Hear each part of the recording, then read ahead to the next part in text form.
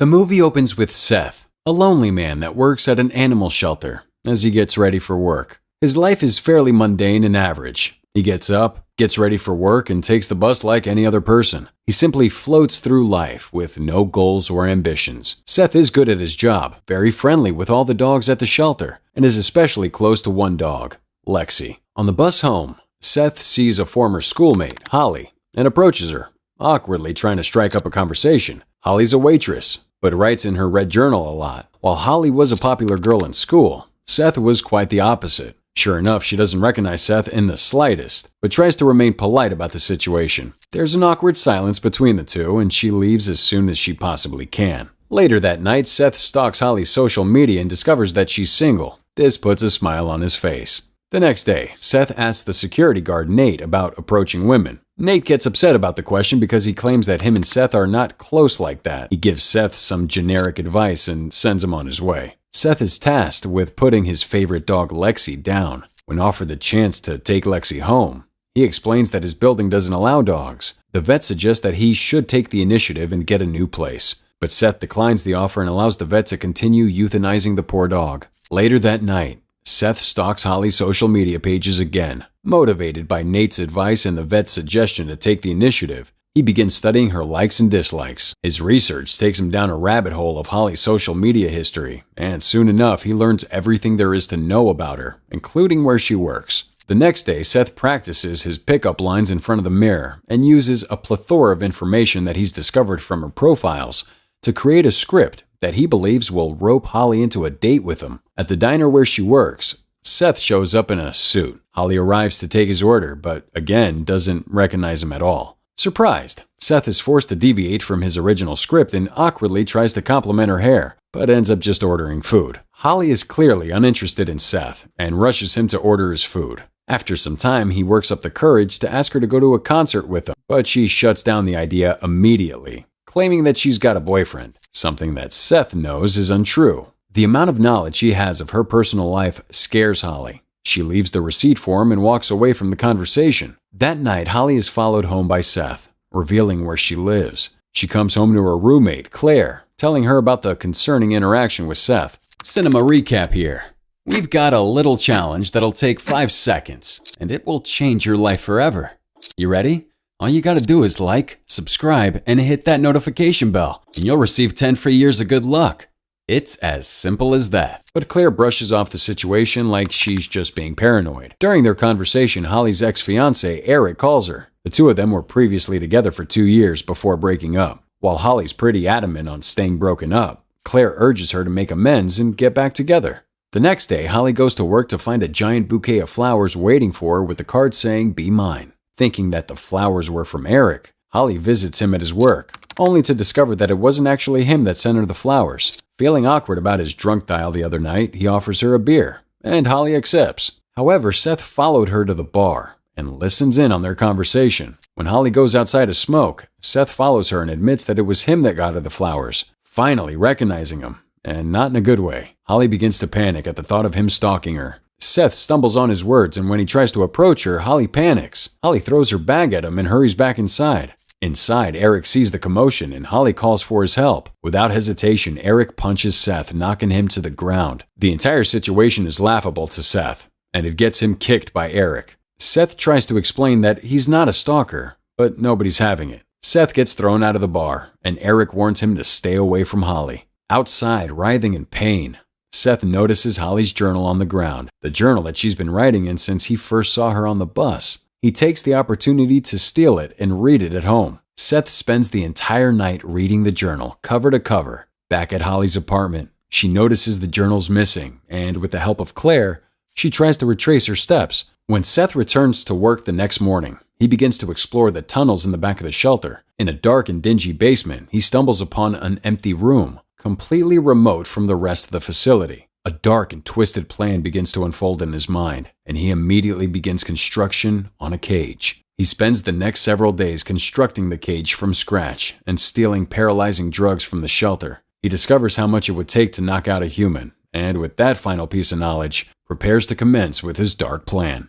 Holly walks home alone in the middle of the night. Noticing that she's being followed, she sprays a homeless man with pepper spray, all while Seth waits in the shadows. A scream can be heard in the distance as Holly hurriedly runs home. Holly finally returns home, with Seth still following closely behind. In the quiet of the night, Seth breaks into her home through a window as she prepares for bed. When she finally crawls into bed, ready to sleep, Seth comes out of the shadows and injects her with a paralyzing agent, instantly knocking her out. Seth puts Holly in a box and carries her into the cage that he prepared for her. He's nearly caught by Eric in the front, but is saved by the sound of the broken AC unit masking the sound of Holly groaning for help. In the cage, Holly finally wakes up. She's half naked and trapped in the cold steel cage that Seth has built for her. She tries to escape, but only breaks a nail in the process. The next morning, Seth treats it like any other day. He checks up on Holly with offerings of food, but upon her understandably poor reaction to her kidnapper, he chooses to leave her unfed and will check up on her again the next day. When Seth finally decides to check back up on Holly, she's weak and malnourished. He gives her some food and water to help her regain energy, but when she grabs him, begging to be released, he notes that it's important to define their relationship and establish boundaries. She releases him and obediently eats her food. That night, Holly hallucinates Claire teasing her with threats of slow and painful deaths, while Seth is at home unbothered by the situation. As if he didn't just kidnap a girl, resorts to peeing in the pail that Seth prepared for her. A rat sneaks up on her, and instead of running away, she stomps on the creature till it dies a bloody mess at her feet. When Seth comes to her the next day, Holly asks what his plan is with her. He tells her that he has no plans on forcing himself on her, and he hopes that he doesn't have to kill her. Instead, he plans to save her. The security guard nearly catches Seth again, but Seth regularly locks the tunnels leading to Holly, so he's unable to check them himself. Inside, Holly once again sees Claire and tells her that her plan is to wait it out. The next day, Seth reveals that he's the one that stole her journal. After reading her journal, he feels pity for her. One specific topic, love, sparks a conversation between the two of them. While it's Holly's belief that love doesn't exist and is meant for poets and bleeding hearts, Seth believes that it requires work and time.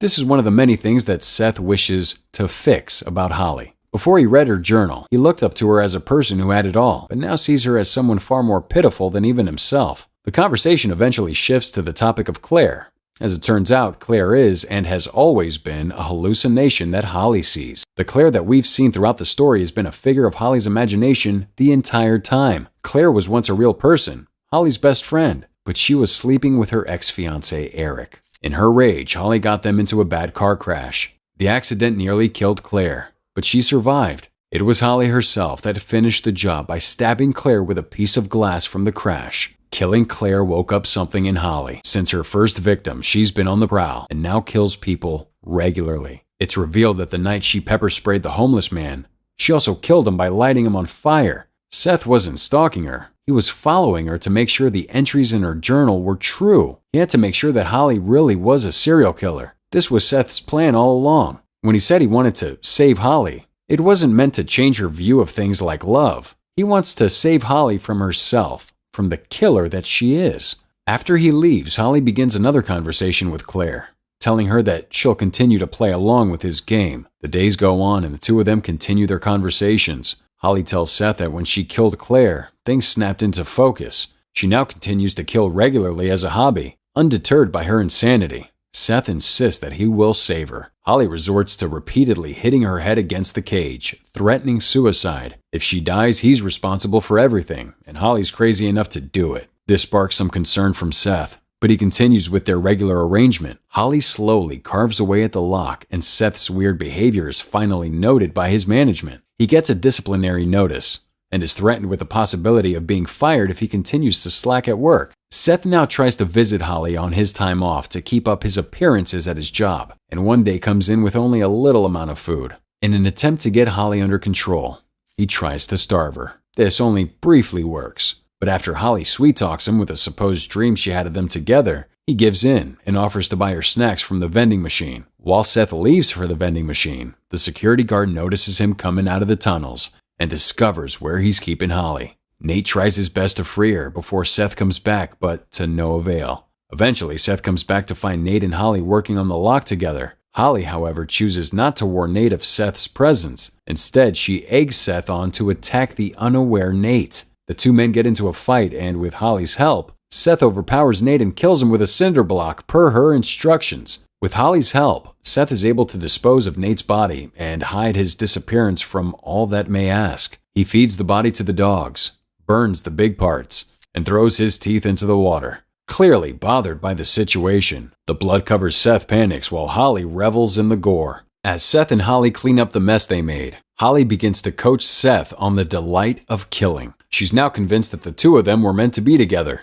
She eagerly tries to push him to be a killer like her, but he firmly tells her that the entire reason he kidnapped her was because he didn't want any more people to get hurt. Each individual now thinks that they are meant to save each other. Seth wants to save her from a life of killing people, while Holly believes that she's meant to bring Seth into her world of power and control. In a last attempt to bring Seth to her side, Holly tries to seduce him with promises of sexual favors, but he rejects her. This upsets Holly, and she collapses to the ground, silent. Upstairs, a detective searches for Nate. As he interrogates Seth, he picks up on the inconsistencies in Seth's story. Things like phone records and electronic time records place Seth at the heart of the investigation. On top of this, the detective begins to spend more and more time at the shelter, looking through security footage. More so, Holly continues to saw away at the chains and gives Seth the silent treatment. Eventually, things bubble over, and Seth takes out his frustration at home, smashing bowls and cutting his hand. When the time finally comes that Holly breaks her silence, she asks Seth for proof of his love for her. The cost of repentance is one of Seth's fingers.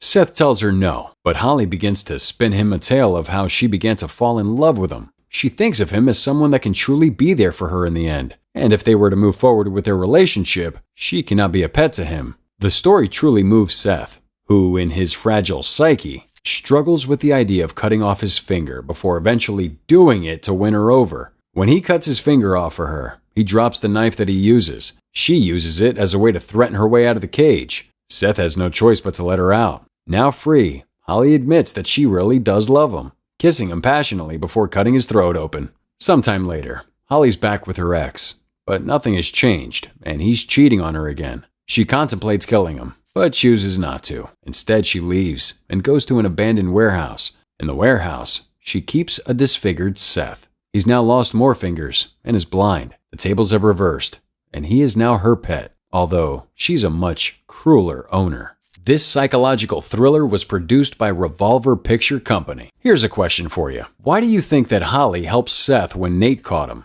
Do you really think she loves him? Let us know in the comment section below.